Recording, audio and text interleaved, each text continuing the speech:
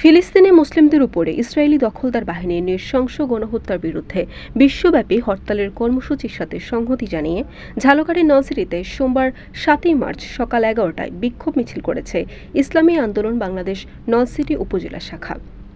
বিক্ষোভ মিছিলটি Nalchity bus stand থেকে শুরু হয়ে শহর প্রদক্ষিণ করে লঞ্চঘাট ইসলামী আন্দোলনের কার্যালয় হয়ে শহীদ সেলিম তালুকদার স্মৃতি চত্বরে এসে সংক্ষিপ্ত সমাবেশের মাধ্যমে শেষ হয়।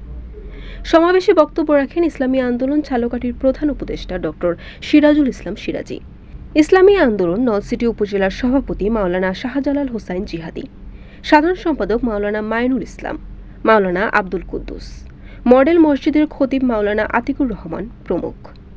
বিক্ষোভ মিছিলে ইসলামী আন্দোলন বাংলাদেশের কর্মী সমর্থক ছাড়াও স্থানীয় সর্বস্তরের জনতা এতে অংশ নেন। বরিশাল.নিউজ।